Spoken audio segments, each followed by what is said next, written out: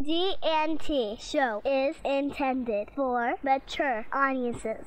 Parental discussion is advice. Live long and prosper, bitches. Star Trek: The Final Frontier. These are the voyages of the GNT show. Our continuing mission: to explore Star Trek storytelling, to seek out new worlds and interesting characters, to boldly go where no show has gone before. Naomi Wildman. I was setting it up. Oh.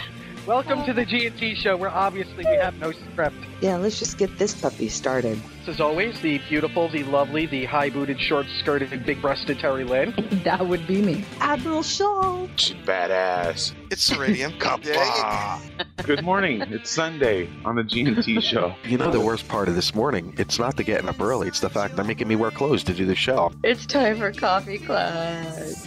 Strap on your helmets, boys and girls. It's gonna get rough. Oh, it's gonna be one of those mornings. Let me put on my seatbelt, my helmet with the little blinky light on top. For safety. When we decided we were going to do the GNT show, one of the things we said was no standards. GNT show does not go on the air because we're ready. It goes on the air because it's 9 o'clock on Sunday morning. Mike could have snapped by then and killed us both. Pain sticks for Mike, evidently. We have our production meetings on the air. Well, it's the best way to get you to adhere to things. Yeah, you've now set an expectation. That's the thing about the GNT show, is we set no expectations. I need more coffee. Wow, I'm trying to figure out whether or not I want to do general news or Star Trek news, and I figured This is Terry having a series of small strokes, actually. Well, it doesn't take long for this show to deteriorate, does it? Straight the fuck downhill. I don't always podcast, but when I do, I GNT. Good morning, everyone. Welcome to the GNT Show, episode 209. I'm Terry Lynn. Joel Untrue. Welcome, plebeians. There she is to my left, your right, wearing today's latest in Amish wear. It's Terry Lynn. I'm just wearing it for effect because I think podcasting would be like one of the things they can't. I find the wool socks up to the knees quite endearing. Oh, you're creepy. And there he is to my right, your left, pulling the cart this week. just got the image of Mike pulling the cart. With a big Klingon outfit going. Yeah. With a bright orange triangle on the back that just says Klingon in front. Have you seen that commercial with, oh man, I can't even think of what it's for. But it's got the Amish kid with the two black kids in the buggy with him. And it's for Geico. And one of the black kids says, so what's it like not having the internet? And the Amish kid goes, oh, it's all right. I just get my pictures of your mother through the mail. Oh. I fucking died the first time I saw that. Oh, man. I know, right? So wrong. Oh, God. I'm going to laugh. Well, good morning, you I two. am black and... Good morning. Yeah. Oh, my God. That was hilarious, that Saturday Night Live skit. I am black and you are white. You are blind as a bat, and I've got sight. Yes, if you are listening to this and don't know what we're laughing about, it's the Then stuff in go the chat educate room, yourself. as always. Yeah, it's the Saturday Night Live skit with Frank Sinatra and Frank Stevie Sinatra Wonder. and Stevie Wonder, and funny as hell. Good morning, gentlemen. How was your week? It was good. Played lots of mobile games. Been reading quite a bit. Finished one Enterprise novel, started another one.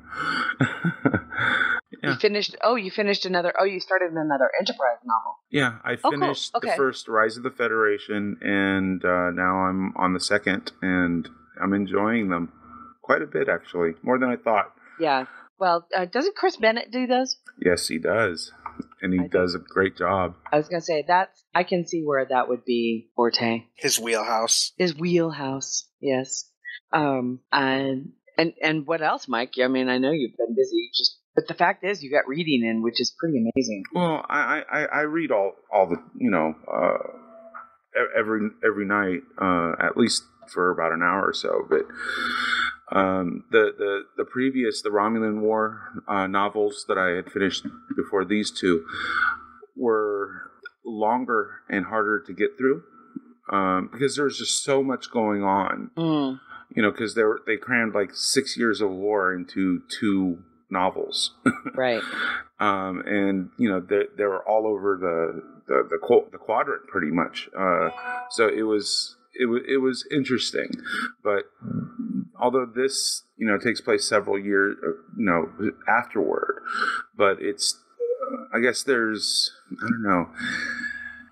Christopher L. Bennett. I mean, what more can I say? He knows how to tell a yarn and make it really, really interesting, and I'm having fun with them. Other than that, I've been playing Trexels.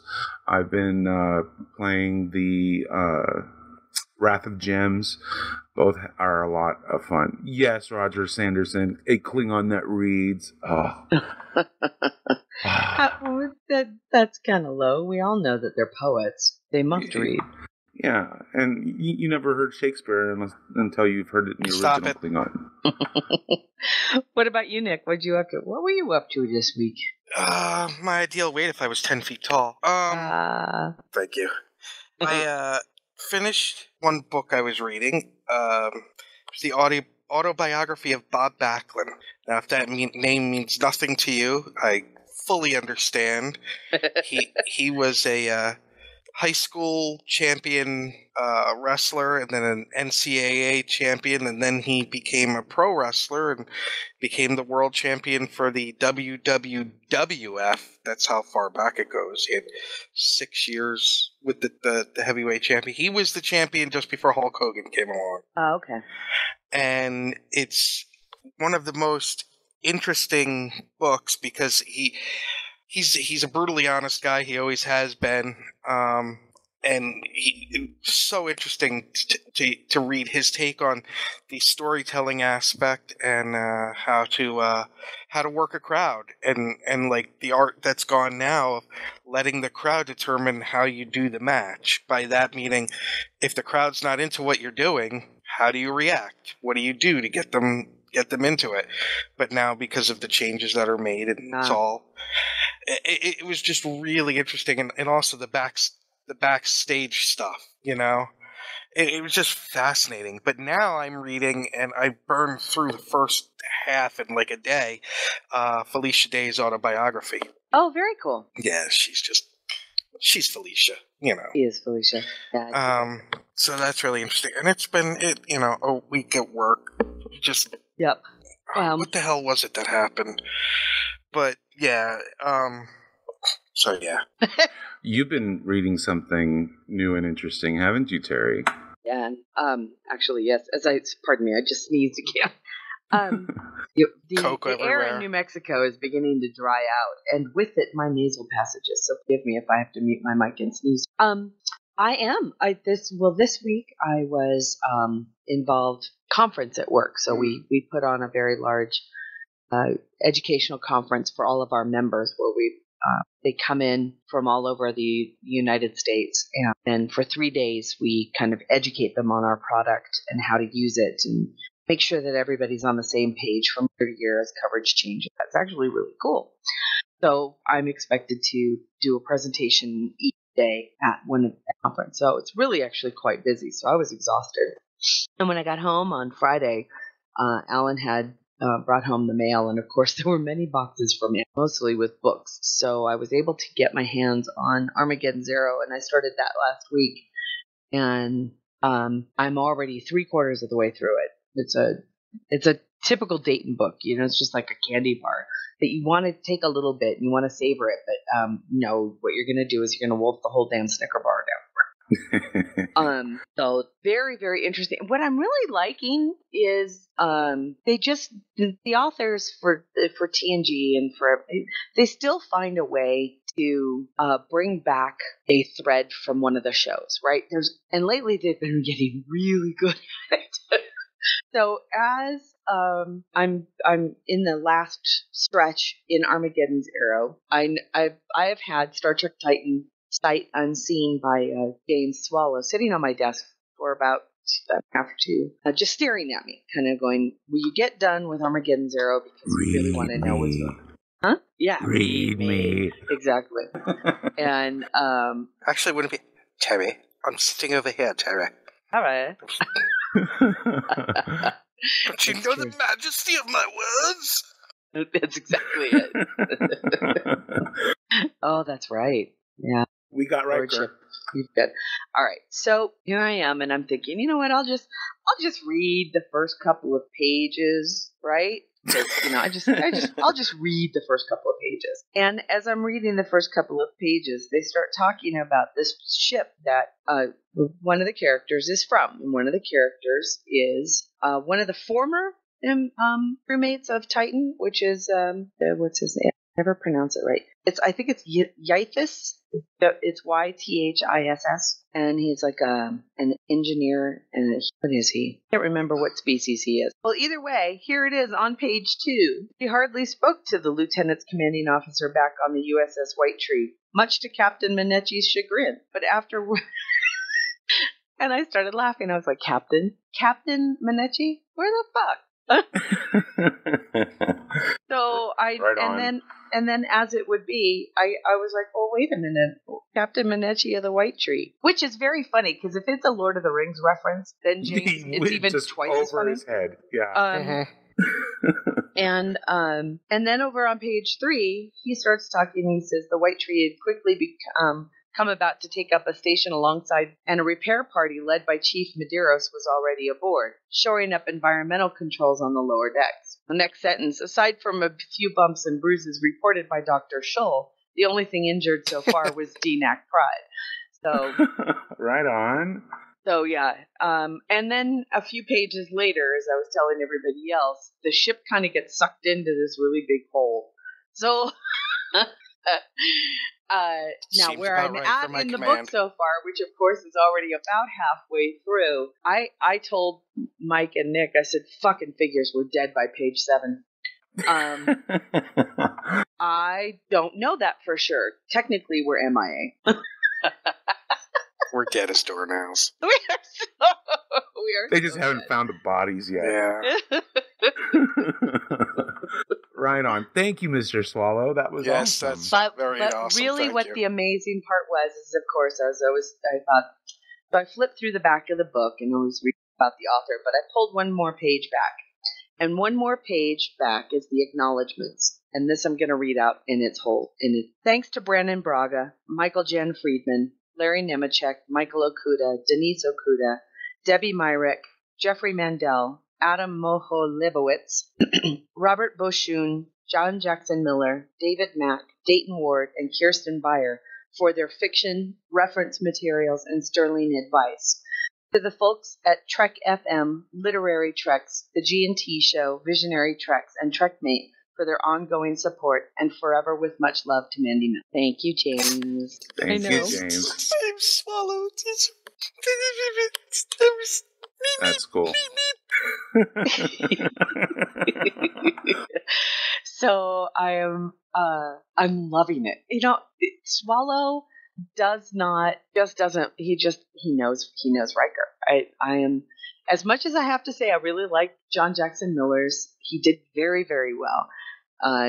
This guy breathes this crew. He really gets them. He makes them so much fun to read. Is he still Admiral? He is still Admiral, which made me very happy. And there's some things that I'm gonna. Nick, are you gonna read it, or should I tell you? No, I'm gonna read it. Okay. I'll get to it soon. Christine is still on the Titan. Oh wow! Nice. Excellent. Thought you'd appreciate that. Yes. Yes. This was also the week of some shows premiering. Real quick. So that was once again. That's James Titan, James Titan, USS Swallow.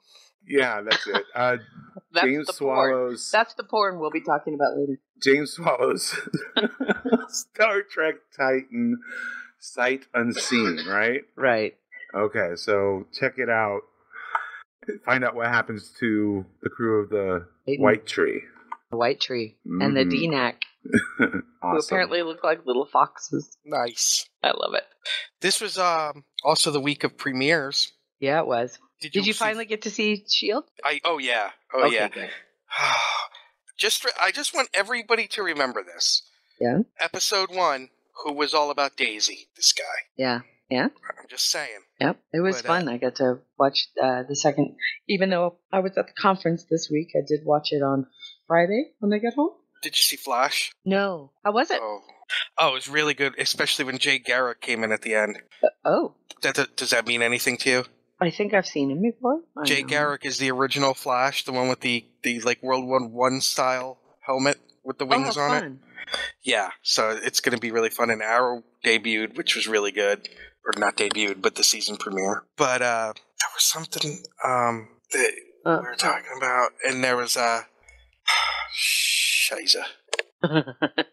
We're talking about shows and premieres. Yeah, I watched Arrow and Flash both, but I was also playing Lego Dimensions at the same time. You have been cracking me up with these things about the Lego Dimensions. It just sounds hilarious. It is hilarious, but it's not me that's cracking me up. It's the game. I mean, they had at one point there was GLaDOS being hit on by Hal from 2001. I remember. Sorry. Oh, Scooby-Doo and Shaggy, when they go into stealth mode, they put on their pink foo-foo dresses with the matching parasols. Oh, I'm loving this game. So hilarious. So hilarious. Sorry. Go ahead, Nick. I'm sorry. Now I have an image. The lovely Janice and I have been playing a lot of Champions. Oh, very cool. Yeah, I think we're at like level 19 now or something. But yeah, we're loving the Canadian portion of it. We've been just kicking ass in there. Oh, fuck, I forgot what it was now again. It's all tired. Okay, use premieres. You're talking about Flash, about S.H.I.E.L.D. Oh, yes. So I binged watched something, and if you've been following my Twitter, you saw my reactions as I did. After I finished Justice League Unlimited, I decided I was finally going to give Young Justice a try. Holy shit. Some of the best writing of characters I can remember. This is the one. Let me see if I can. If it's the one in my head, that's right. Yes. Yeah, Young Justice. Yes, Will gave me the action figures for a couple of these. Oh, very cool. Who'd you get? The Aquaman one with the beard, and the young guy. Oh yeah. Oh, Aqualad. Yeah, Aqualad's very cool. Yeah, and that's what the team is like. It's the young members. It's Robin, Kid Flash, Aqualad, Superboy, Ms. Martian, and Artemis. But the 25 episodes, there's a definite arc from episode 1 to 25 where it like ties up at 25, and the character growth, and it's good writing when it was either episode 23 or 24. Something happened, and I was yelling, "You better not have fucked over blank," because I don't want to say the characters in case anybody watches it. Because I really thought that they had done something, and it was I was emotionally invested in this freaking cartoon. Very cool. Yeah, that's very cool. Did you watch it on Netflix? Yeah. Cool. Give that another. But it's one of those things, and I don't understand. So they have season 1, but they don't have season 2. Yeah, I don't understand why that is. Why that is sometimes. Maybe it's I was drooling for season 2 when I finished. You know? Huh. But yeah, I don't understand why they have, because and there's some changes going on with Netflix, isn't there? Because somebody said they've cut their ties with is it CBS or the distributor? I don't know. Unsure, but they did raise their prices, I do believe. Yeah, by what? $1. $1. I'm like, yeah, okay. So, but with all the original shows they've got going on, and the chatter I'm seeing on Twitter from New York City Comic Con is that anybody who has seen anything to do with Jessica Jones is just raving about it. And that's Marvel. That's one of the 4 that Disney is doing with Netflix. I think that's brilliant. Everybody's very excited about those. I think those are great. Well, let's get to some Star Trek. Roger Sanderson says because Netflix be like, fuck you. Yeah, right. Well, to be honest with you, this is just get used to it, folks. It's the future. It's the future of entertainment. We're going to be paying for what we want to watch. Inflation. No, and not just that. I mean, they have so many original programming now. The original programming needs to and not unlike HBO, you pay for that subscription. Those subscriptions are what pays for that uncensored creative programming. And if you watch Daredevil, that is of the highest quality. You know what? Was that nominated for any Emmys? I didn't even look. Are you kidding? It was genre, and it was but genre Orphan off Black. of network. Come on. But Orphan Black was nominated. Yeah, but look that's how long it BBC took. America. But look how long it took. Well, that's true. Look how long it took a lot of people throwing a hissy fit just to get her nominated, and she didn't even win. No, I know. Yeah, there's still a huge thing when it comes to the industry. It's a very tight relationship between established studios and networks. I guess my only thing about that is it's still being done. It's being distributed by Netflix, but it's still being done by Marvel, aka the Mouse.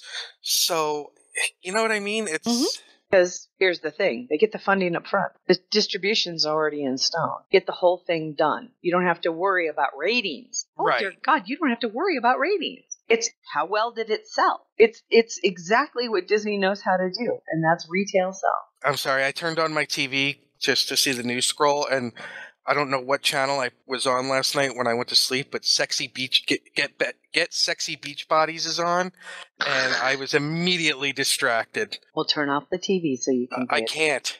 Be strong. You can do it. Well, not right now. I can't. Well, then let's get to some Star Trek news. There's a poll involved. All right. I think we're going to just start off with some general news. What do you say, Mikey? Sure, sounds good. Awesome.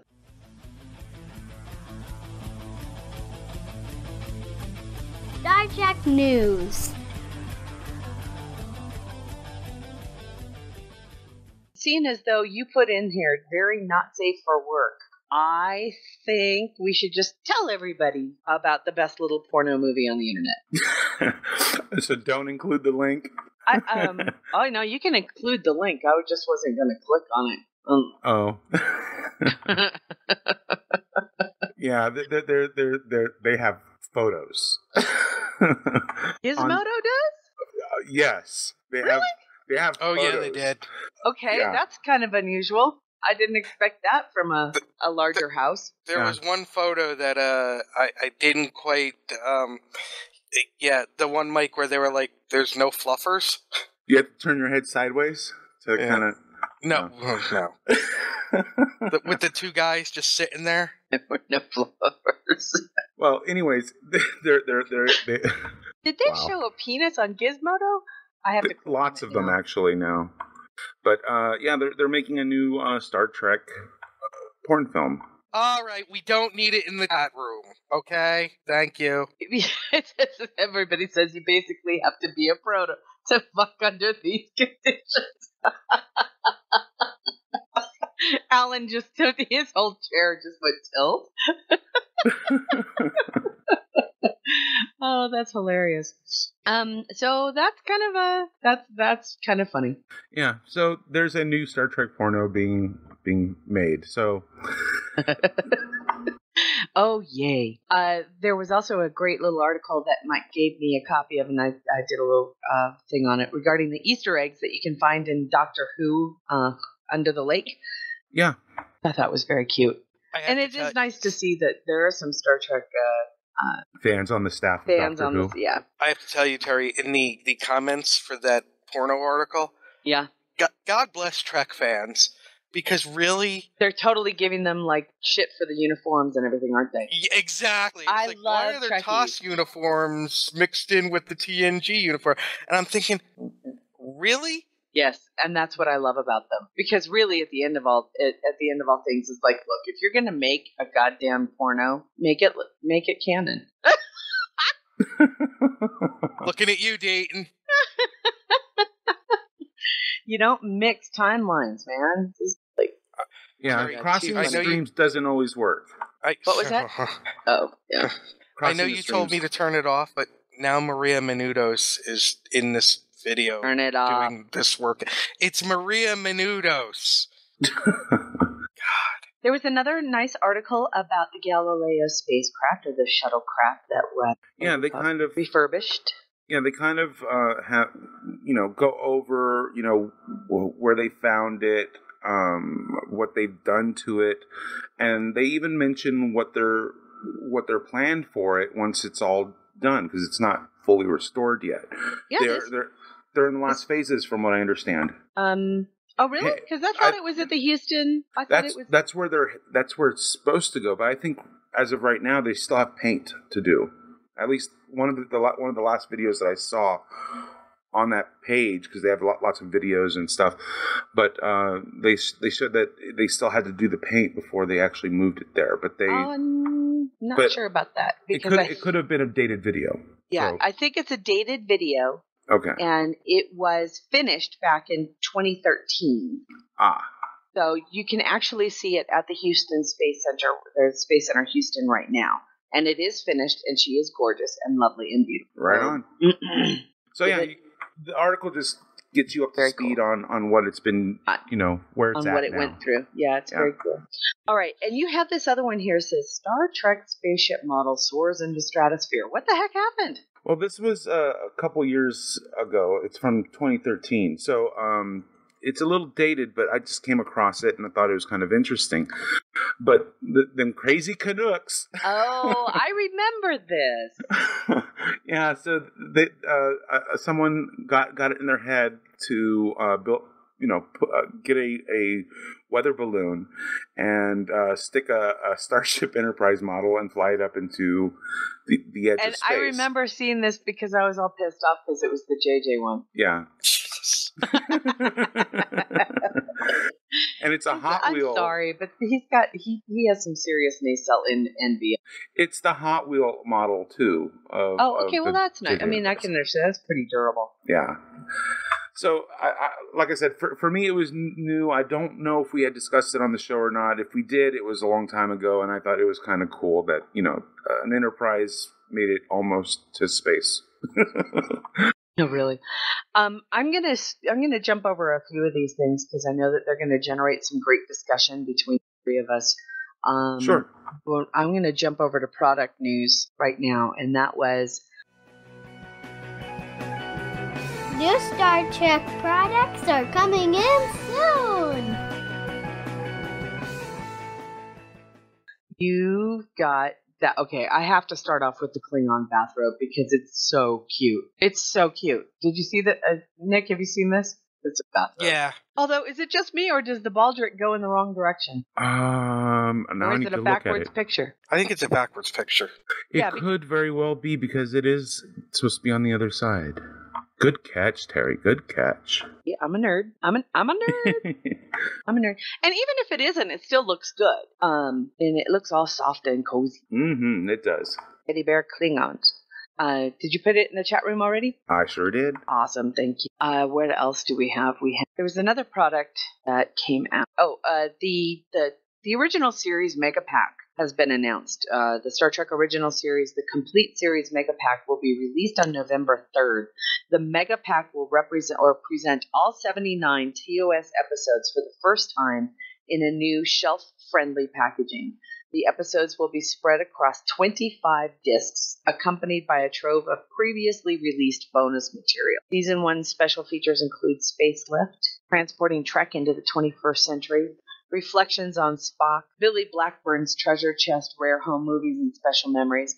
Essentially, it's everything that we saw released once before, but it's in an easier to grab and access kind of a binder as opposed to having individual little packs. It's available for pre-order on Amazon for $79.99. Which, think about it, for all three for the entire series, that's not a bad price. Right on.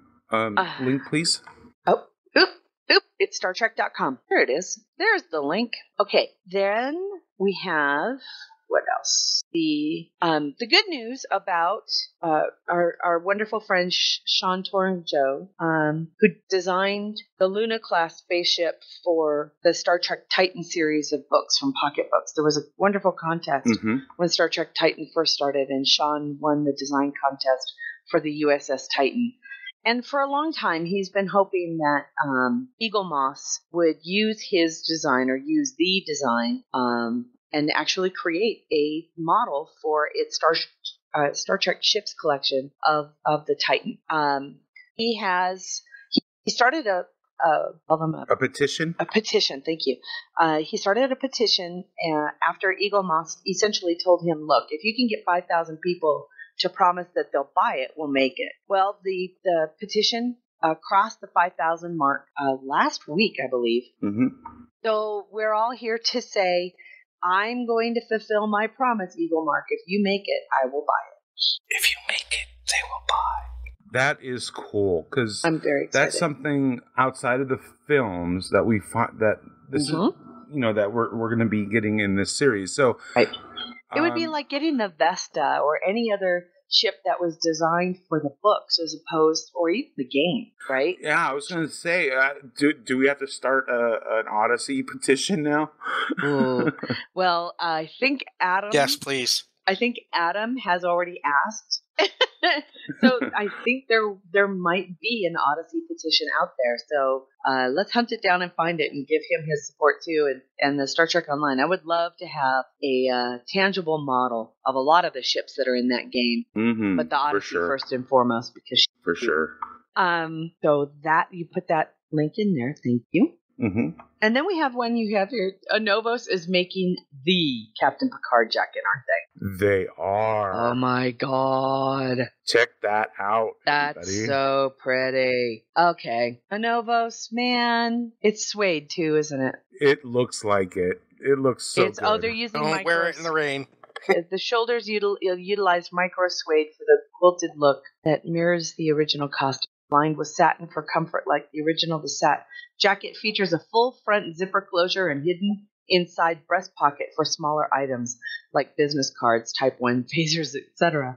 Designed by Robert Blackman with direct input from Sir Patrick Stewart himself, Captain Picard's jacket was intended to make the captain stand out from the rest of the crew, just as Captain Kirk's wraparound tunics had a generation for. And it does, because this jacket is so pretty. It's so pretty. It's so cool. It's beautiful.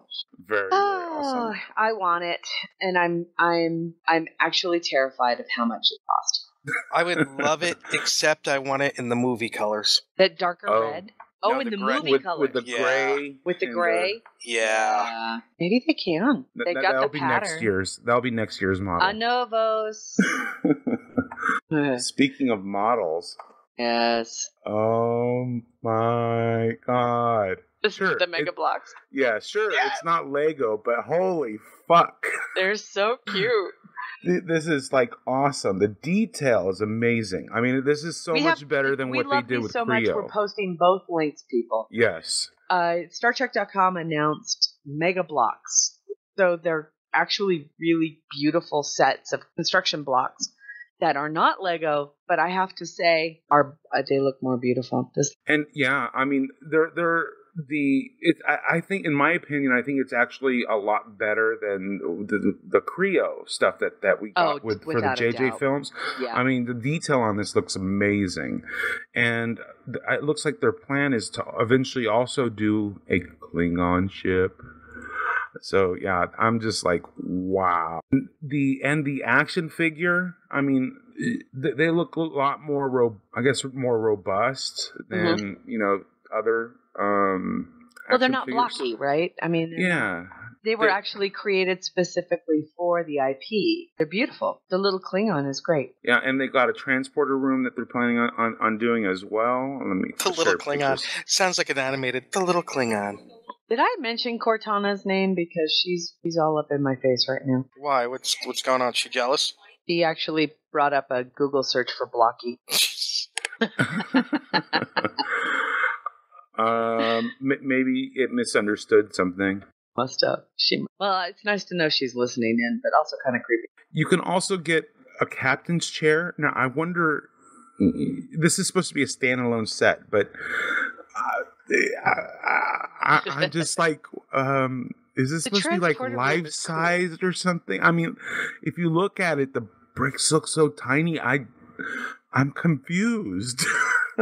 Well, where are you looking as far as the captain's chair is concerned? It's on the Trek Collective. I put the picture itself in the chat room. Oh, well, they do look big, don't they? That's what she said. It's the angle, dude. It's the angle. Oh, no. Here it was. It was a full-size replica. Oh, okay. That's what it was. So it was just on display. Okay, so it was this on may display not be at Comic-Con. for sale. Yeah. Oh, okay. New York Comic Con had it on display, so that's very cool. Yeah, what's with the wood? I don't remember the wood. It's not wood. It was just brown. Oh. I just remember it being brown. Might have been wood. I just remember it being brown. Oh, my God. Let's move on. I think that was it for products. Yep. There was some fun stuff this week. Sorry, have you seen The Martian yet? Alan did. Loved it. He loved it. Yeah. Martian. That was really good. It's funny. It's kind of cute to see everybody coming out going, The Martian is the best Star Trek film that's come out in years. Book news.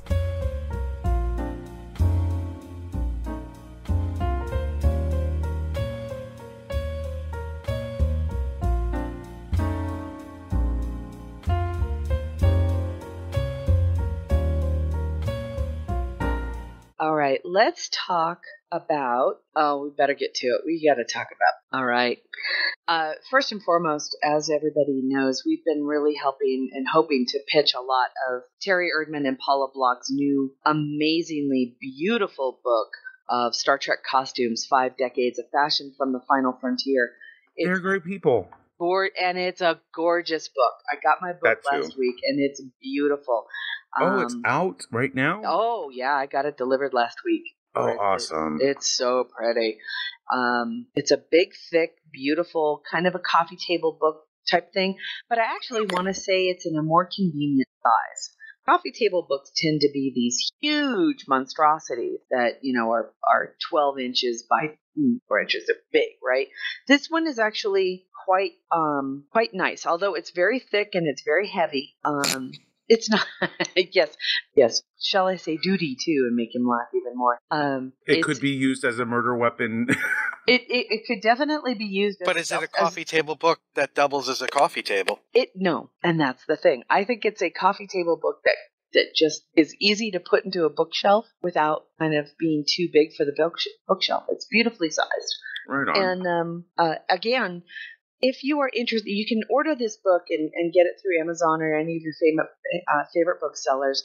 They're getting a lot of really wonderful reviews. And the reason why is because all of the book contains far more than just pictures of the costumes. There's a lot of history in this book.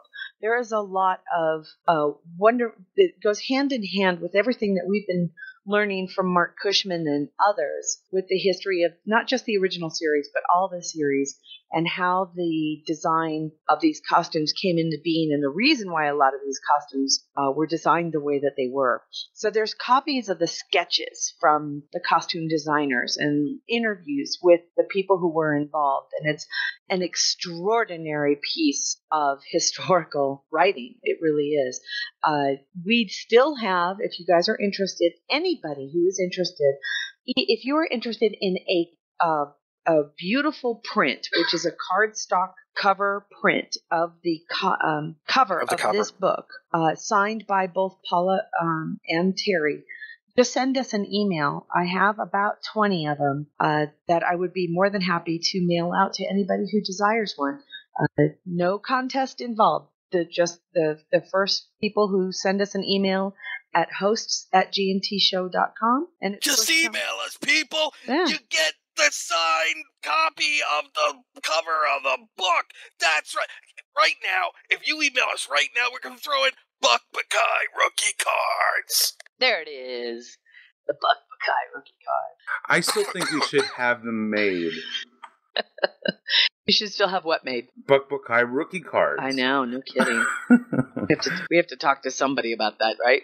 Yep. So please order the book. It is extraordinary. It's big and beautiful, and if you want a signed copy of the cover of the book, please just email us at hosts@gntshow.com and first come first. So then awesome. We have this other. Okay, we talked a little bit about Star Trek Titan, Sight Unseen, which is out now by James Swallow. We talked a little bit about Armageddon's Arrow, which holy crap, Dayton, dude, it's awesome. The thing about both of these books is that they really are kind of nail biters. They're just They're easy to gobble down, just like a really great Star Trek episode. They've been really fun, and it's been fun to see kind of Picard dealing with issues. It's been a relief, I'll tell you what. Armageddon Zero, it's been a relief to see Picard and gang deal with issues that they used to do on the show, which is they're going out, they're exploring and tripping across extremely complicated issues, especially when it comes to Prime Directive and First Contacts. It's freaking great. And then throw in a unique villain from the original series. Been very, very good. I can't wait to get to the end of it. So, and right then Star Trek Titan, of course. Right, just so everybody knows, I'm not spoiling anything. Riker is still an admiral, which makes me very happy, because if there's one thing about his character that used to kind of drive me nuts, is that he would get a promotion and then he would just not. Yeah, he has a promotion and it's stuck. So yay! Right on. And then we have the big news. The big news. Didn't both of them kind of get their start in the same way? Yes, a lot of people did. And is that the topic we're going to be discussing next? Yes. Yes. I mean, this is huge. It's back. One of the first things that I came across when I kind of renewed my love of Star Trek back in like 2006, 2007 was this amazing, and I was kind of pissed. I was really kind of pissed because right when I get to renew my love and I start going out and buy all these books like the Time 2 series and everything else, which, by the way, happy, there was I don't want to say happy anniversary. It started in like 2004, but the Time 2 series was kind of being generated right when I got my love of Star Trek back and I started to read books. But one of the things that kind of pissed me off was that I came across this book called Star Trek Strange New Worlds Volume 10, which was the last fucking book that did. And I sat there and I had already started to write fan fiction. I had already been writing fan fiction for about a year. And I get this book across going, holy crap, this book is filled with authors who have been writing amazing stories. And they had this contest over like a 10-year period of time from 1997 to 2007. And every year, the winners of the contest would be published in this Star Trek Strange New Worlds book. I was heartbroken to find out that they had ceased it right when I started to get my love of Star Trek back. And I really did. I cried. I was really upset. I was like, but we got some amazing Star Trek authors out of the contests over that 10-year period of time, including, let me think, I think Scott Pearson was one too, Dayton Ward, Kevin Dilmore. Mm-hmm. I think David Mack, but I'm not sure. No, I think David Mack was already. He had submitted a script to DS9, I believe it was. So I think he may have gotten started elsewhere. But a lot of people did. This was everything that we always talked about. Why Star Trek was so great for a long period of time was because they opened up the door to scripts, right? Mm-hmm. They took scripts from outside their core little group of people, who were the ones, of course, complaining that they lacked their own ability. And I'm going to be that. I was being mean, and I meant it, which was they got ideas from outside their own little core group. And the moment they closed those doors, all of a sudden the writers started to complain about how hard it was to write Star Trek. All right. So now that I got that out of my system, Star Trek Strange New Worlds did the very same thing for the prose. And they're starting it up again. It's PROSE for those that are illiterate. That's so weird. Oh, yeah. So we get to teach people now too. Prose, PROSE. Dayton broke the news this week that it's back. It's back. Well, actually, StarTrek.com broke the news this week because I got a whole bunch of emails from StarTrek.com that said, don't. Let me see if I can find that link too. Because it is back and it is great news. And there it is. Learn more. Star Trek Strange New Worlds writing content. This is the chat room. Okay. There are, as you can imagine, some very specific rules that you will have to follow if you wish to have your story reviewed and able to win. In other words, those rules are all laid out. You have to read them. And how can I tell you to do this just read them and understand them. And don't break them. And don't think that, oh, they'll give you a shot if I just tweak this one rule a little bit. No. Part of this is also to see if whether or not you're reading the rules. I swear to God, it's a test. It's a test, folks. If you don't read the rules and you don't pay attention to the rules, you will be ignored. So don't do it. Just follow the rules. Write your story the way they want you to write it. Write your story within those parameters and have the opportunity to do something, because this is fantastic, fantastic news. 10 winning selections will be published as part of an all-new official anthology coming from Simon & Schuster in 2016, plus 2 first prize winners will receive free self-publishing package from Archway Publishing. That's pretty fucking awesome. That is very cool. And I'm very excited. And I'm very excited that even if I don't win, I really don't care. Just to have the fucking opportunity is going to be fucking amazing. Oh, so you're going to submit a story? You bet your ass I am. Awesome. After crying in 2007 when I got this amazing book with the story that won that year, which was about the garden, about the roses. Oh my God, I cried. It was beautiful. It was beautiful. It was this great story about Derek's 2 wives, about a rose bush that Amanda had planted. Took care. I haven't read it yet, but okay. So good. It was so good.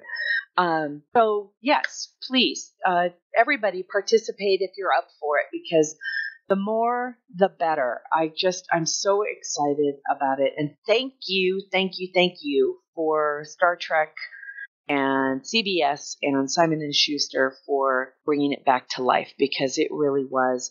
I loved the 10th book so much, I had to go on a hunt to purchase the first 9, which wasn't easy because most of them had already been out of print. But I have them. I got them. Right on. I haven't quite decided if I'm going to participate. I don't know. It's scary, right? Yeah, and I'm having confidence issues at the moment, so that's not helping. And I know that it's probably going to just kick me in the nuts if I get when I get rejected. But at least I will have said I tried, and that's really what I need to do. Because if after sitting there going, God, I wish Strange New Worlds was going on. God, I wish Strange New Worlds was going on, and then all of a sudden it is to not take a stab at it, I would really regret it. I would really regret it. I mean, since the announcement was made, ideas have been popping into my head, and it's like, I could maybe do something like that, or do something like that, or do something like that, just like, so I don't know. It's just like, okay, I find a story, a story that adheres to the rules without breaking the rules. And then try to see if I can squeeze a story out of me. And it's like, do I want to do it? Do I want to try? I mean, what if when I take one shot and it wasn't the right story or whatnot? So what I think I might end up doing is for NaNoWriMo, the month of November, next month. What a great idea. I'm going to spend a month writing Star Trek short stories for this contest, and then figure out which one is better. Hopefully get a group of beta readers to look at them all and help me choose the one entry to rule them all.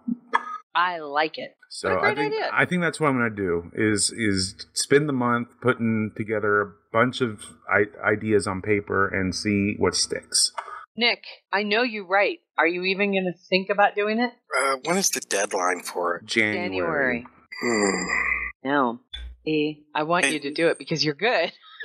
You can do it. Why not? Yeah. I also know that your heart's not into the writing gig as much as it is, but that's still good. You really should. Well, let's get to some gaming news real quick. I want to play Star Trek Online. Engineering here. Warp engines are online. Course laid in, Captain. Engage. Your ship. Warning. Ship is under attack. Your crew. Move out. Your destiny.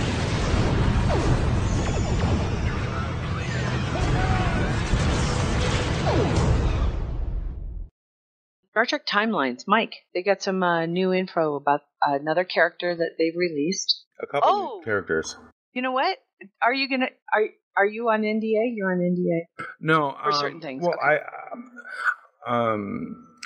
okay. They put out a call this week to the people who signed up.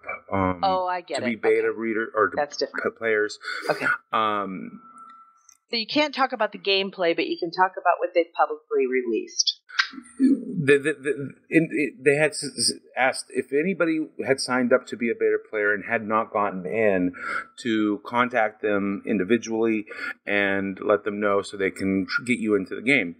I've gone ahead and done that. They sent me an NDA. I signed it. I've returned it. I'm waiting to hear back. So I'm not in the game yet. But you promised not to talk about it when you are. Only what they release publicly. That's all we can talk about. Okay, yeah. Great. Well, the good news is they've released this publicly, which is the new visual for the Doctor from Voyager. Yep. And you will be able to get your own. Go ahead. It's a Facebook link, so please be aware. The Doctor is going to be in game. Just awesome. As well as someone that I'm sure Terry will love. But the content isn't available right now, so I don't know what it looks like. What? I know. I can't get the link to work. Okay, let's see if I can. I want to see him. Damn you. Okay, 1 second. Let me try one more time. I hate Facebook when the way that they have their photos set up. Here, I see. Let's see if they have a. It's not on their website. Oh, Katie, what are you doing to me? I've got it. Last attempt. Oh, there it is. Oh, it's the young Will Riker. Yes, it's not bearded yet. But if there's one Will Riker, there's going to be about 5 of them. Yeah, that's true. I have a question about Stowe when we get there. Remind me. Okay, I like it. Although I have to say, I really do like it. It looks good. There, I got Riker into the chat room for you. Thank you. And look, he's doing the Red Sonja type pose. Yes, I like it. Do you think they'll have Riker doing the Riker maneuver when they do bring out the bearded Riker? Stepping over the chair? Stepping over the chair. Or I like the what I call the Riker Atlas pose when he's talking to Data up at the con. And his foot's like on Data's shoulder. Well, that's where the full Riker comes in, right? Oh, so that's the full standing Riker. Next to Data, it's just he's just Riker. If his foot is up a little bit, that's the medium Riker, and then the full Riker is when he's leaning over and his arms on his knee. And for those that haven't been to a convention or anything, you get a sense on the show of how large a man he is. He is, but when you see him in person, you're like, damn. Why was Worf always the one they used to show how tough the enemy was? Will Riker is a big man. I want to say they were this. I want to say Michael Dorn is an inch pretty much shorter. eye to eye, weren't they? Yeah, they were either the same height or Michael Dorn is an inch shorter. I think Michael Dorn's 6'4". Jonathan Frakes is 6'5". And if anybody really wants to know how tall fucking Jamie what's his face is, the guy who played in First Contact, he played James Cromwell. Yeah, James Cromwell. If anybody wants to know how tall James Cromwell is, look at how Jonathan Frakes has to look up at him, because I think Jamie Cromwell is 6'9". I didn't. Wow. You know what? Until you said that, it never dawned on me how big a man he is. He is an extraordinarily tall man. And so it's really kind of funny to see, you've got Marina. And then you've got this tiny little Marina Sirtis right next, or even the woman who played Lily. So you see the two of them are the top of her head is like to the middle of Jamie Cromwell's chest. Yeah, he's so tall. So as you can imagine, I think it's kind of cool. Blended, all right. It shows you how good and how aware Jonathan Frakes was as a director and how he was able to deal with those height differentials and not make it so obvious. And I'm sure he learned a lot of that being filmed on the set at Star Trek The Next Generation. That's part of the reason why he had to lean over Data. It was seriously so he could stay in the shot. The directors forced him down low So their two faces would be at the same level. Yeah, otherwise they'd just like get a chin.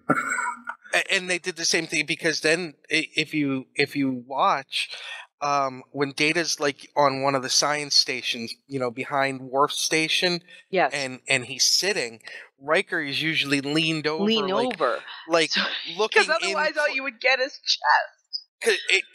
He'll be like leaning over, looking closely at something on the monitor. But it's so he could be in the shot. Right. It's true. It's so true. Go ahead. Oh, I was just going to say for the last bit of Timelines news, they released a YouTube video this week revealing that the Voyager will be in game, and apparently there will be Voyager as well as other Intrepid class, but they're ships. But there will be a distinction between Voyagers because apparently there's more than one version. Which kind of makes sense because isn't there one with the? There's one with Astrometrics Lab and one without. One from when they first arrive in the Delta Quadrant, and then another version after they've been there, a while. So I thought that was kind of interesting. So there's going to be multiple versions of the Voyager class, the Intrepid class ship. A couple of them apparently are going to be Voyager. Very cool. All right, What we have next? We do have some Star Trek Online news. Yep. The biggest news is going to be about 2 days from now. It's Tuesday? It's the 13th, so... Tuesday. Yeah.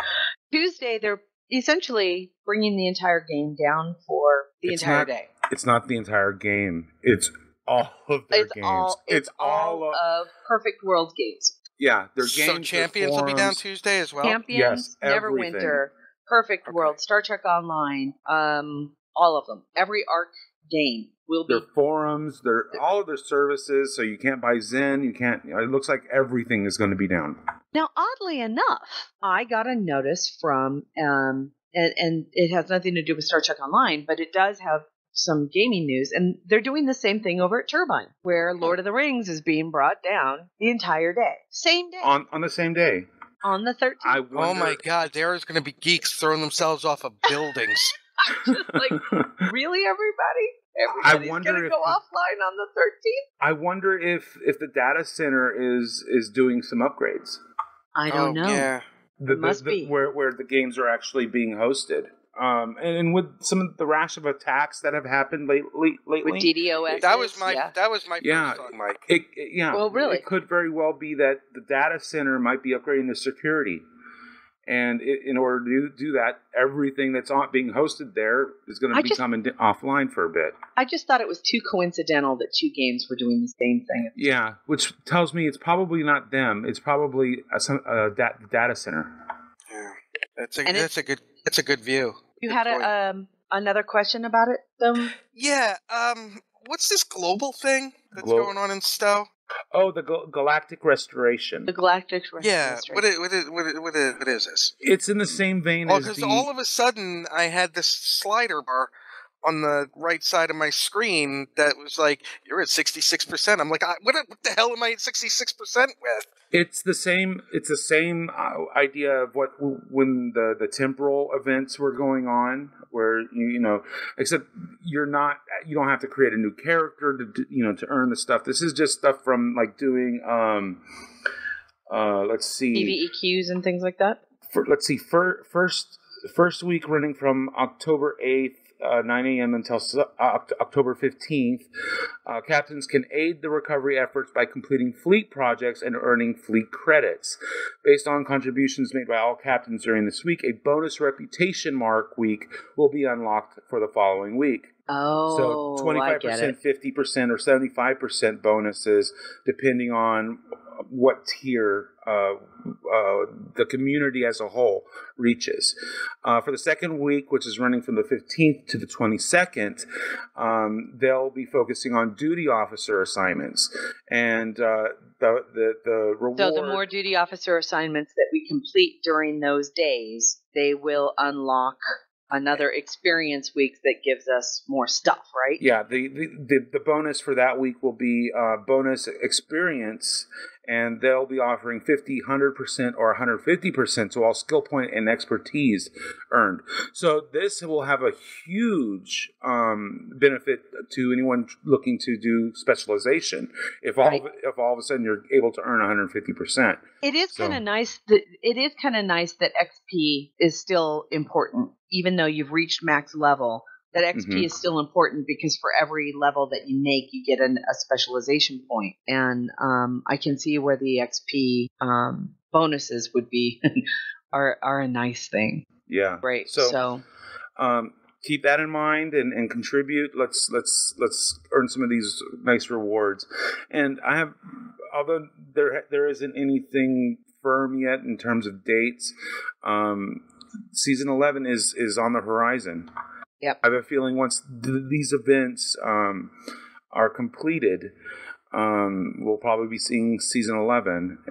And Nick, I have a question for you because I know that you're relatively new back into the game since, and a lot of your characters, and you were dealing with that whole trying to get from level 50 to 60. And I have a couple of characters that I'm dealing with right now that are in that same boat where I've got pass at like level 58 right now, and I'm really running into the holy crap, I really need to upgrade my shit because I'm doing very well right now. Right.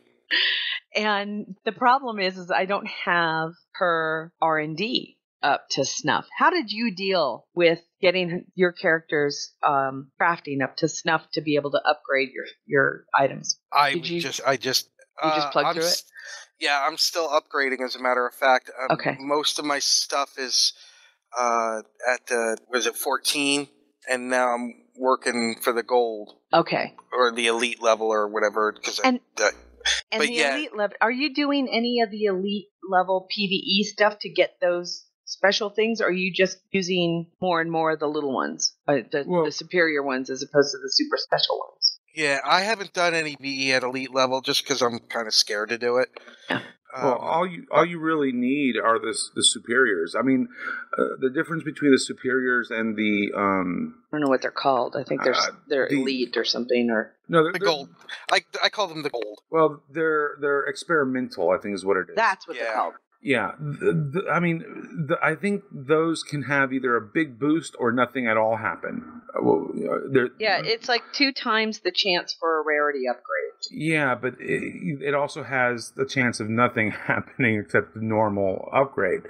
So for me, it seems like I'm not even trying. I focus on the superiors because those are guaranteed pretty much. Plus, you don't have to worry about advanced. You just spend more dilithium that way. If they don't hit. Okay.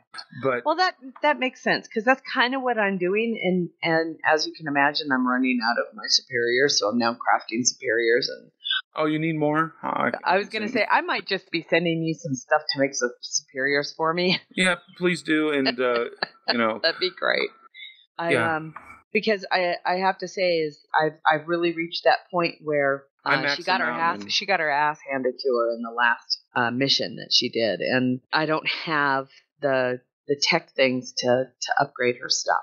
So that's what I need to do. Speaking of getting your ass handed to you, you see Janice and I in Champions. There is this one where we got onto the bridge of this helo carrier with this big bad. Oh my God! You would hear like, he's got about 10%. Oh shit! I'm fucking dead. Don't die! I'm on my way. And then I'd hear, oh, I'm dead. It took us so many times. That's too funny. Or like, she's like, okay, this is from the lovely Janice. This is the most oft-heard thing when her and I are teamed up in Champions. Where are you? That's what I hear all the time. Where are you? I'm like, I'm right above you. Oh. I'm standing behind you. Yeah, and for me, it's, I need you. I'm getting my ass kicked. I'm dead. We really embrace Champions. We have a lot of, what's so nice is we actually have a lot of people in our chat room right now who are with other podcasts. So thanks. We need to do a shout out time. We've got Mark from Priority One. We have Anthony and everybody else from Club 602. Hi everybody. We have PF Dennis from all the Foundry wonderful things. Although I really do. The Foundry seems like it's gotten a lot of unique and new. It's a stuff. shame. It's a shame. Assets, Mark, yeah. It's a shame that Mark's accent doesn't come through. You mean in the chat room? Yeah. Yeah, I know. And if we're giving shout-outs, shout out to Lisa Marie. How you doing, darling? I was waiting for that one. So what you're saying is the chat room needs a Scottish font? It needs a Scottish font. A tartan. And it needs an Anthony Deep voice font. Hey, baby. What's going on? Hey, baby. What's going on? All right, smooth jazz voices. All right, I'll work on that. Now, if...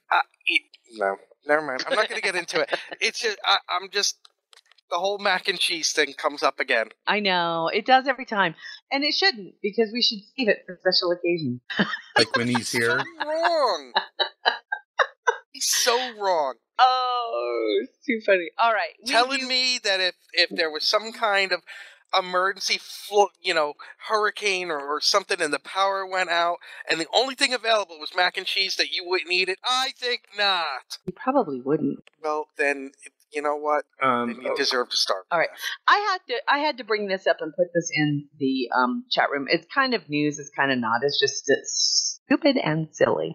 What do you think the replicator mac and cheese tastes like? Mac and cheese? Yeah, but I had a whole thing. You're gonna laugh. Okay, so here's one fanfic you won't see in Strange New Worlds, right? Because it involves fucking time travel and shit like that.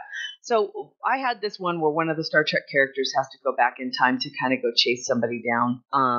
In 2007 Las Vegas. Mind you, this story is fucking hilarious. It's great. It's very funny. Especially because there's a whole thing with the Blue Man Group that just is, you have no idea. Okay, and I'm serious. It was funny shit. But there's a whole sequence where, of course, there's no replicators in 2007, and this particular character has his first real steak. I am eating dead animal. And it's so much better than replicator steak. Mm-hmm. Processed protein. It's so much better than a rehydrated shit. My whole thing is like, oh my god, the food here is so good. So, very funny. That just made me think Any word on Aaron? On how Aaron's doing? I have not heard. I heard, the last I heard from him actually is him advertising his photography studio and his yeah, I got the invite on Facebook. Right. So he's still a business. He's still doing business, and he's got his team out there doing videos and professional photography. So if you need anybody to do anything from like a wedding to a huge conference, please. He's got a great AV photography video company. And you're not going to work with anybody any nicer of a human being than Aaron Eisman. Absolutely true. So I'm assuming he's hanging in there. We love you, Aaron. I put a link in the chat room because the headline cracked me up so much. And the headline was, Benicio del Toro has no regrets about being replaced by Benedict Cumberbatch in Star Trek. Now, pardon me for saying so, but yeah, of course he doesn't. Okay, that was my bitch for the day. You don't really need to read the article because really the headline said it. And there is some kind of a new technology thing that we didn't really get to talk about, Mike, which was some of our tech stuff. That new video conferencing solution. Have you seen this? No. Here is the link. I put it in the chat room. It's Network World. Polycom announces Centro. It's a video solution, and it says worthy of Star Trek.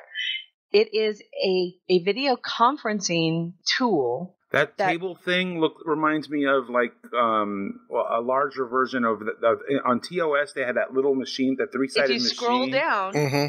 Scroll down into the article, they have a picture of it. Oh yeah, that thing. It totally reminds me of that. So we're getting there. It kind of reminds me like a Google Hangout. In a way, it is, but it's more centralized than that as a video conference solution. Yeah. So for those of us in business, and I can tell you right now, I can think of at least 3 or 4 different ways I could use something really kind of cool. Right on. I know. And I did forget to put this one in here. The new calendars are out. 2016 Star Trek calendars are available. So we have the daily calendar and the monthlies. And I'm going to put that link in the chat room. I forgot to put those in there earlier. Right on. That has to be from, I was going to say that's from Math Anders. I'm Scottish. We don't do this keep calm shit. Ain't that the truth? There's some beautiful ships in that calendar. Isn't it? It's serious. It's so pretty. Cool. Ships of the Line calendar and everything. And don't forget the Captain Picardigan you can still get, which I love, by the way. It is so cute. It's not for everybody, but I'm a cardigan girl, and I love it. All right, so Mike, you posted a couple of really interesting articles that I think that we can talk about, and one of them is this. I read the whole article, and so I have to. It's by W.T. Bain on Nerd Union, and is cosplay illegal now? What TPP for me? And it's a little bit alarmist at the beginning of the article because what he's doing is talking about how everybody is being an alarmist about this new. In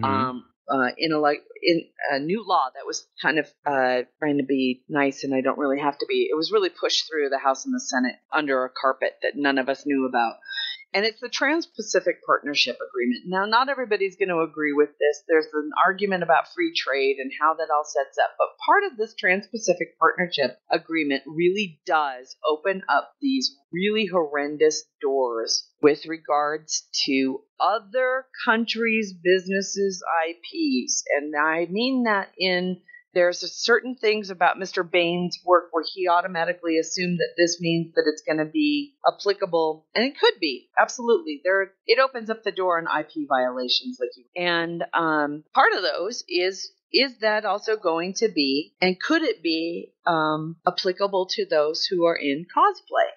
And I would also have to say it also applies to not just cosplay, but any form of fan production, okay? Whether it be video, prose, fan art. Mm-hmm. And his arguments are, and I'll put it in here, the section that is troubling to the nerd world concentrates on intellectual property, particularly, quote, any derivative work like fan art, cosplay, or digimanga, which can fall under a criminal offense even if the original rights owner doesn't file a complaint. See, that's scary. And there's the thing, right? Is technically, remember how we've always talked about it over and over and over again about what is it that makes a fan production a fan production? What is it that makes fan art? And it is, you are doing something. Stick figure Klingon? Stick figure Klingon is fan art. As long as ... What's the prerogative there? What's the thing that everybody has to remember? Well, here's as long as making you don't no make money from it. Right, and here's the kind of the meat of his thing. It may be impossible to stop 50,000 people from cosplaying, right, but stopping 10 cosplayers who are trying to sell prints of themselves at a booth is much more likely to be targeted and more easily enforced. They will be the most likely target. The bigger name cosplayers who have hundreds of the bigger name cosplayers who have hundreds of thousands to millions of followers, like Nicole Marie Jean, Leanne Vamp, and Jessica Negri, will likely be able to obtain a license from the property holders for their more popular character cosplays. But those with less reach may find themselves in more of a pickle. Yes. And here's the thing, and I'm going to say this loudly and clearly. The Trans-Pacific Partnership doesn't change that. That's the way it has always been, all right? These professional, quote-unquote professional cosplayers could always have been sued by the rights holder for making money off of their IP. The fact that the Trans-Pacific Partnership is now law doesn't change that, okay? It just means that the other countries that are a member of this partnership will now have access to the same law that we've always had here in the U.S., and that is ownership of one's intellectual property. So it widens it because you're now going to be affected by IPs that are owned in countries that are a partnership of the TPP. But it doesn't change how things work here in the United States. So just be aware of that if you're worried about whether or not you're making money off of somebody else's IP, look at yourself in the mirror. It should be pretty easy to know whether or not you're making money off of somebody else's IP. And if you are, and if you're worried about whether or not you're going to be sued for that, you might want to just contact the IP and say, can I buy a license? I have a question. That's it. Yeah. professional impersonators. How does this affect that industry? And here's the thing. Professional impersonators are usually impersonating an actor who have a public presentation or a public role. Or a politician. A politician. So, or in the public, it's in the public domain. Well, Terry, you have a friend who impersonates Whoopi Goldberg. Whoopi Goldberg, right? And when she does her Guinan... He's protected under parody laws. So there is a difference? Absolutely. Okay. If you're doing a cartoon or you're making fun of somebody, or if you're using that likeness. That likeness in a parody type of way, then you're protected under those, including but her beef would really be with Whoopi Goldberg. There are some actors and actresses out there who do not like to have lookalikes. And to a degree, that's up to them. But most of them, go ahead. Mike, I don't know if you've ever seen the movie. A great explanation of the legality of like a parody or a satire or something like that is in the Supreme Court ruling in The People versus Larry Flynt. And as crazy as he was, he did a lot of good for freedom of speech and everything. So I think people in this do have to understand is that while yes, technically all of this is true, it's important to remember that there are the big companies like CBS and Disney. They're DC. They're not going to go ape shit and start suing people because they're cosplaying as their characters. In a big scheme of things, as long as somebody doesn't start making a shit ton of money, and I do mean a shit ton, it has to be enough for that company to kind of go, it's going to be worth it for us to pay an attorney to sue them and pay all this money out because we need to stop the stem, or we have to stop the flow of revenue out the door that we're not getting. If it becomes financially feasible for them to do so, then somebody's making a shit ton of money and they're doing it without a license. And I do mean it's going to have to be somebody who's making a pretty good chunk of money cosplaying as a specific character or a specific type of thing. But one person here's the thing, if you've got a professional cosplayer who one day plays a Marvel character and the next day plays a DC character and the next day plays a manga character, that quote unquote income is coming from a set of whole different kinds of IPs. Each IP would have to sue for their amount lost for those specific days they cosplayed as that character. I swear it's a huge nightmare and people are panicking. Yeah. It is something to be concerned. And what I it's something to keep in mind, sure. And one of the things that I had found interesting was the idea of licensing for people who do have large followers and whatnot.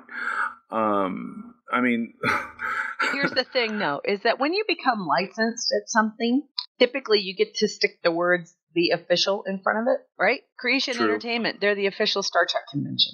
Yeah, I don't see, and I'm just, Jessica Negri is one of the biggest cosplayers there is, and I consider, this is terrible. I see her more as a model than a cosplayer, which I know is terrible, but I think that's the way her career has gone. But I don't think they would say the official cosplayer of Marvel. No, because they're not going to just give it right. And then all of a sudden is there just one official cosplayer? Exactly. It's not going to happen. It's just not going to happen. And I think that in the big scheme of things, a cosplayer selling their image, they're selling themselves. They're not per se selling themselves as that Marvel character or that Star Trek character. They're selling themselves as a model wearing a costume. First cosplayer print I ever bought was Destiny Nicholson as the Injustice Harley Quinn. But it was because it was such a great outfit and everything. But I think that anybody, even here, who's Dan Collis, right? He does cosplays as Riker all the time. Why? Because he fucking looks like it. Oh my God, yeah. He just fucking looks like it. But the thing is Spock Vegas as well looks like Leonard Nimoy. Yeah. Yeah, except and the other thing that you have to look at is the PR aspect of it. Right. Exactly. Katie Coe handmade her Aquaman gender bend outfit. Right. And and a lot of these, some of them, as you well know, others make it for them, but people like Riddle, they make their own. The publicity that would come for them suing someone who is recreating something from a comic book or a movie is far costlier. Costlier than letting them make publicity that would come out of them suing for that would be so prohibitive and make them look evil, unless petty, evil, right? Yeah, unless it was like, all right, I'm just gonna say, let's say Terry was doing a Mad Max Fury Road cosplay, and she hand stitched and hand did armor and all of this stuff. The publicity that would come for them going after her, unless she made like $1 million off of it, people would go, "What do you?" And then it would be, "What's next? Can I not wear my team's uniform?" You know what I mean? Then people start to go down weird roads that would just be stupid. But you know how people are. Yeah, there's a great there was a great example of when certain companies draw a line. Most recently at PAX, where Nintendo company Pokemon sued a party planner for throwing a Pokemon-themed party where he was charging it an admission. And there's the rub. When you are... And he did it without their permission. He used all of this Pokemon IP to decorate and to throw the party. Pokemon party at PAX, and he charged an admission fee for this. That's when Nintendo company said, you don't get to do that. And why is that? You think, well, he's just throwing a party, and I'm thinking, no, he really isn't. While he ended up having to cancel, as you can imagine, because they sent him a cease and desist before the party went on. That just shows you how proactive they were. And that was, look, you could have licensed it, and you could have charged $5 more to cover the cost of the license. Mm-hmm. The fact of the matter is, he was making, or could have made, I don't know how much he was charging or what it was, he was putting himself into the potential of profiting absolutely directly from the use of somebody else's IP. He didn't own it. He was throwing it. He was advertising it. They're all things that you can get in trouble for. If somebody went out and said, I am the quintessential, and you get to pay me for being this person, this character that's owned by somebody else, then you're starting to rub people the wrong way. Terry, in the chat room, Anthony says, if he paid for the decorations, Nintendo doesn't have a legal leg to stand on.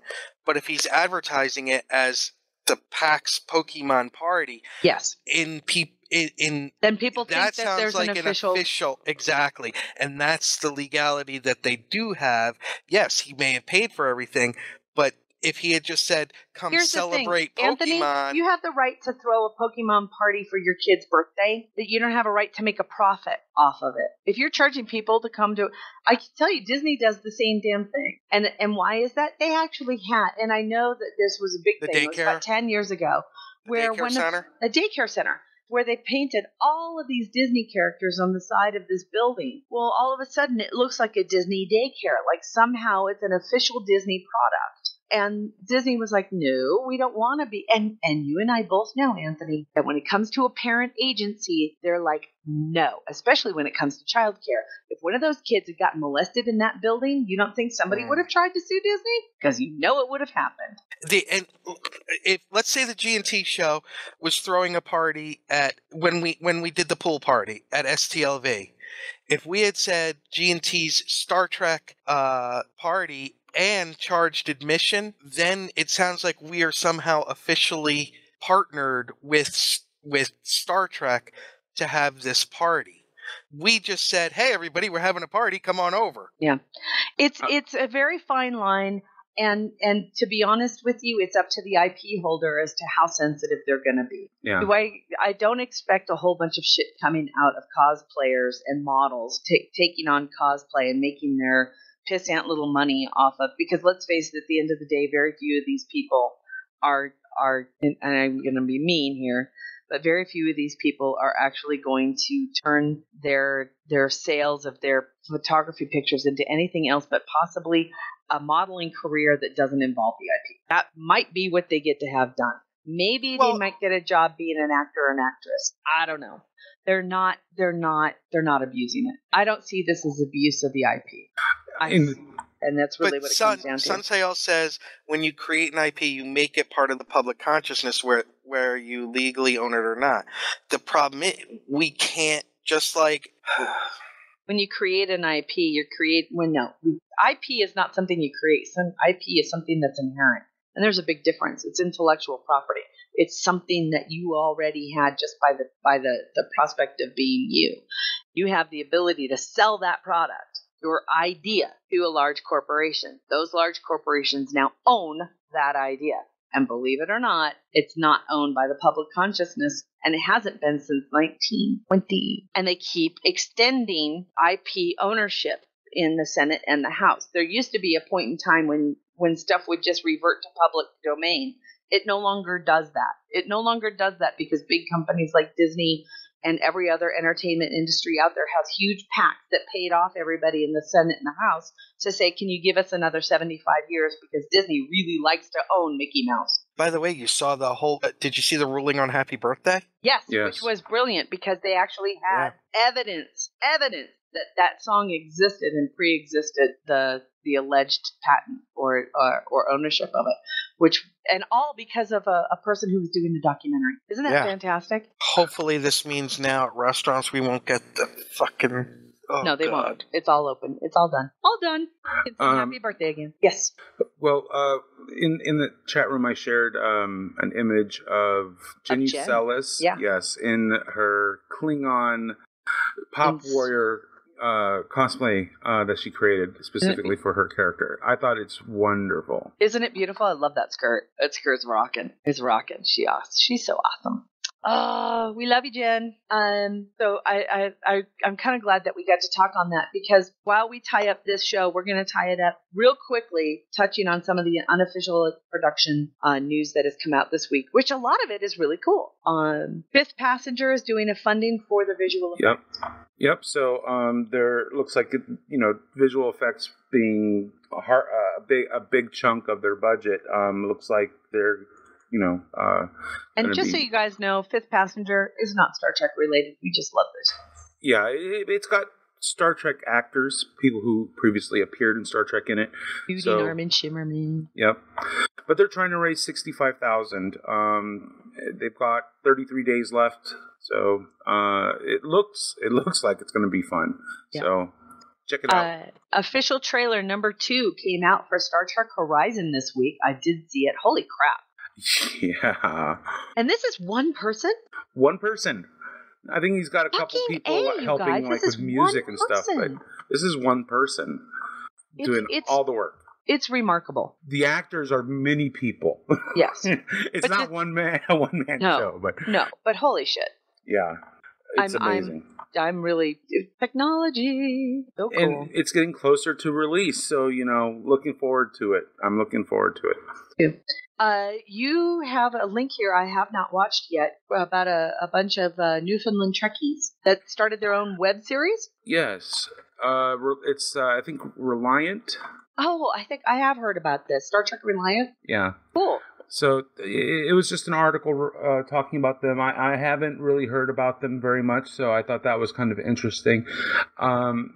But what I had kind of found interesting is the latest episode, Stalemate, finds the crew on an alien world similar to Earth, but with its water poisoned by hydraulic fracking. So they're trying to tell relevant stories as well. So I thought that was kind of cool and worth at least mentioning. So check out Reliant.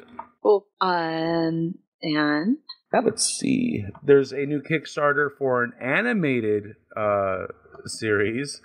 This looks kind of fun. Which is really cute. I saw some of the and they said it was done in the style of Johnny Quest, which speaks to my heart.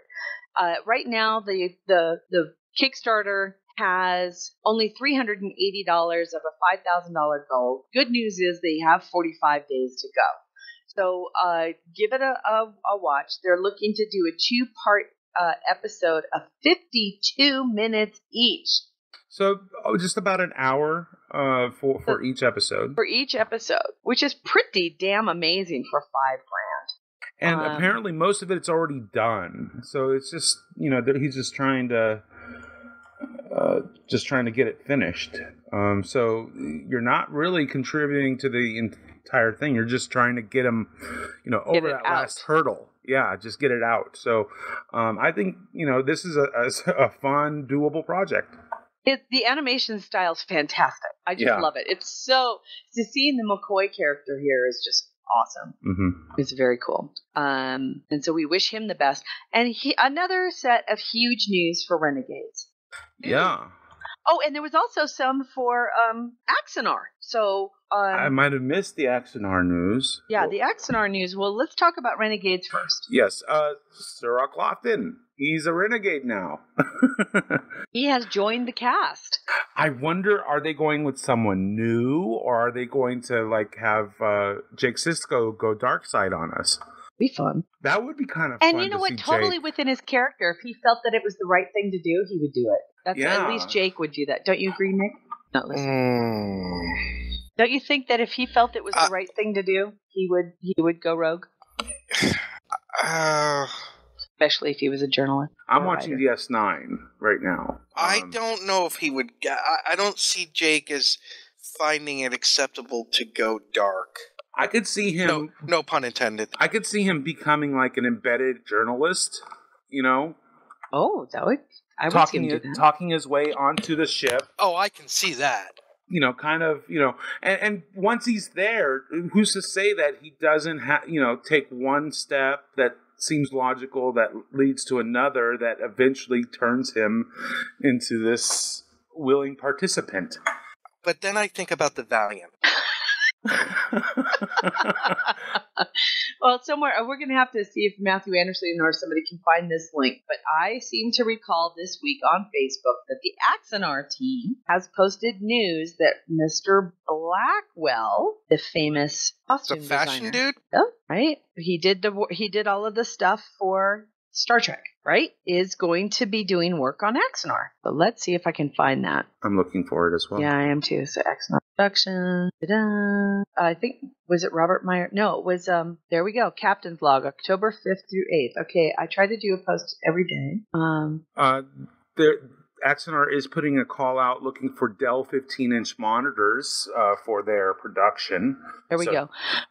It's Blackman, not Blackman, but even still, Robert Blackman. And the highlight of the week is talking to Robert Blackman, who was offered to help with Axanar, the legendary Star Trek costume designer who designed every costume from TNG Season 3 up, and a wealth of knowledge has already helped Rob and me enormously. So it looks like they're going to get some assistance from Mr. Blackman, which is really cool.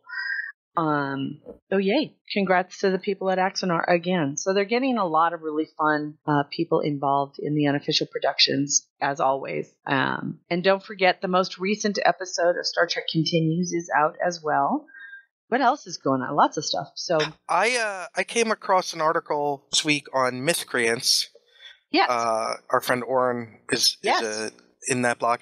And it's an excellent article by Chris Winkle called How to Make Your Villain Threatening. And it's an excellent read.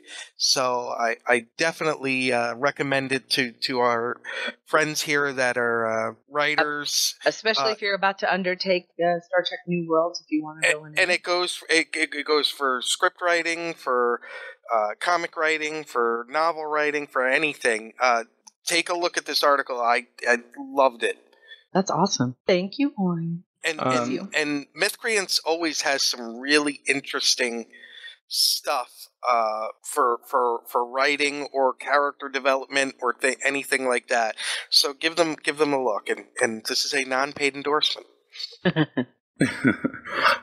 Red Shirt Diaries. I think they released their episodes on Monday officially. So let me check to see if they should have one. Love her. Look at this. A trailer for a Foundry mission. Oh, very cool.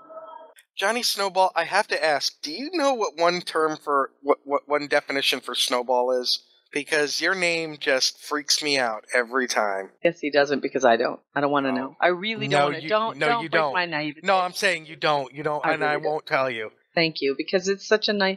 I like having things supposed to be just what they are. Just don't ruin it. But Johnny Snowball, if you don't know, go ahead and DM me on Twitter, and I'll explain to you what the what one of the urban dictionary. Yeah. And don't okay, forget, he does know. And some of our and I'm just going to say so right does now. Paul.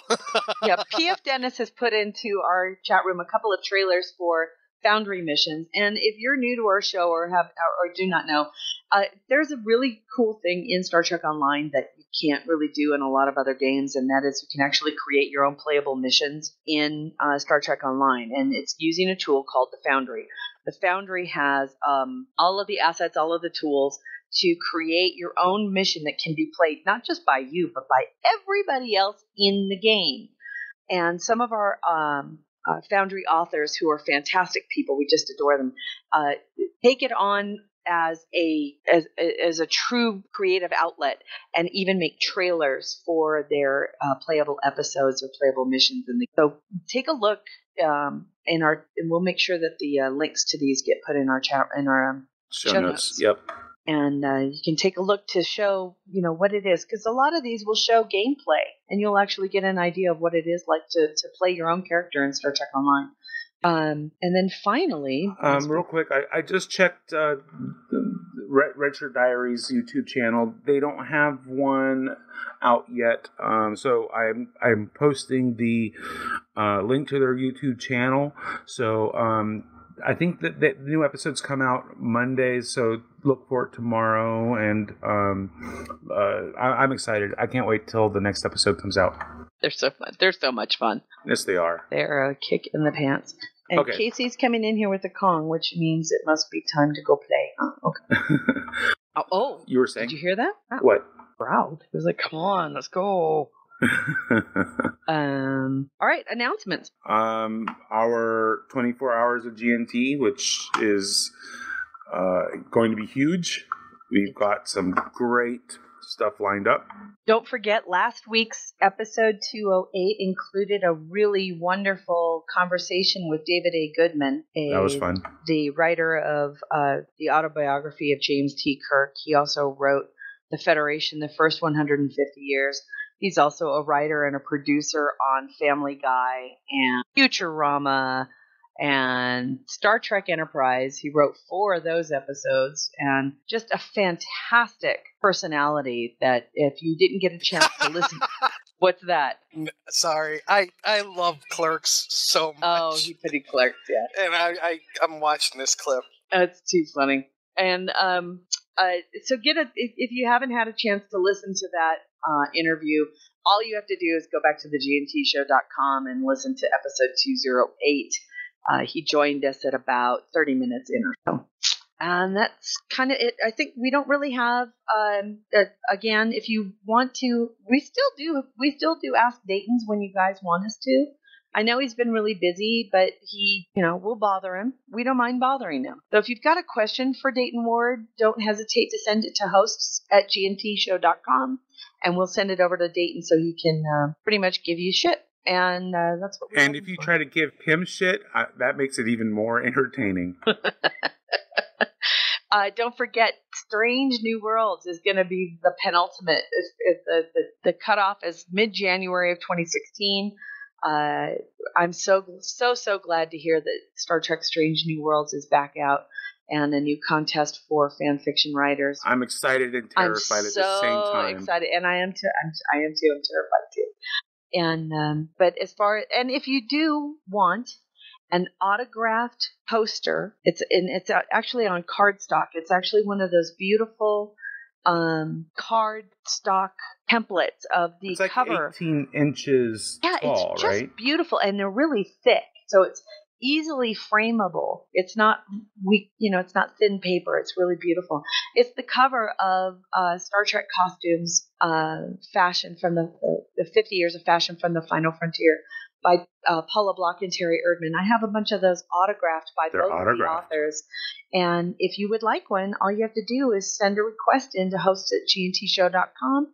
And it's first come, first serve. I have 20 or 25 of them, and I'll be happy to mail them out to you.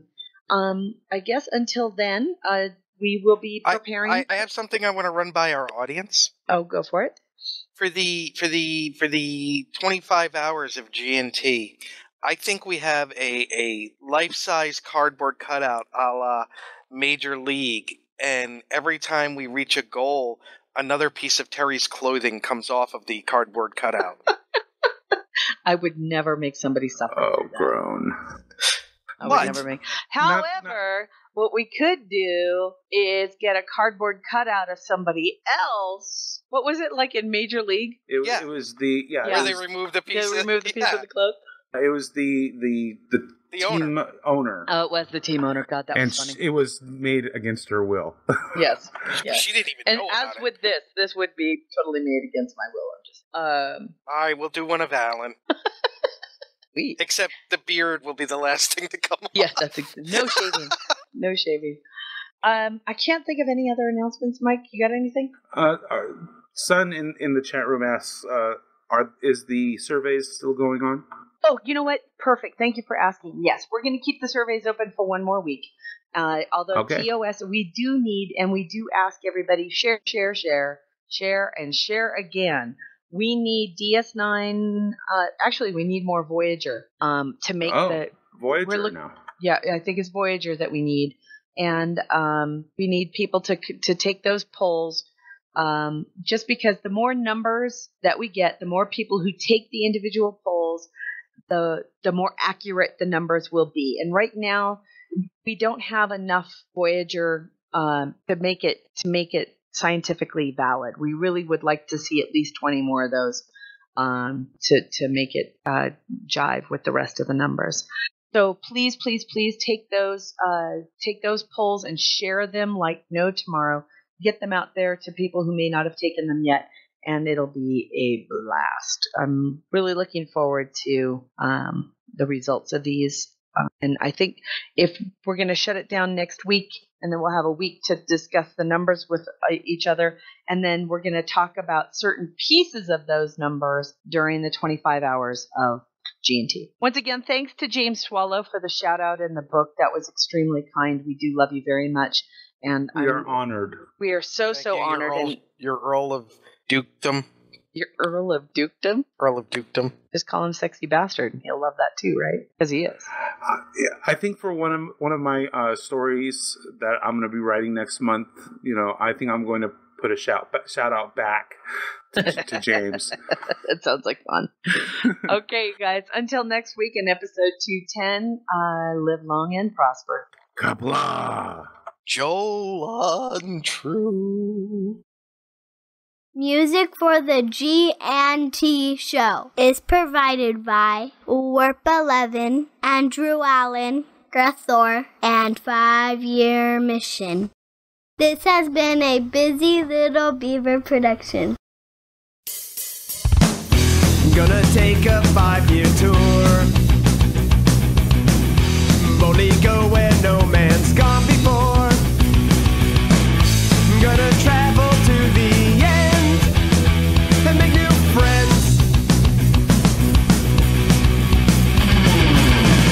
Move ahead, walk back to 10. Put a mini skirt on my old man. Represent the human race. And we make space a happy place. To boldly go where no man's gone before. I think I've sang that line once before, but I'm not too sure. We'll be so happy, can't you see? A zero-G community. Gonna travel to new worlds. Beam on down and meet some green girls. Gonna see what we can see. A fancy-free galaxy. To boldly go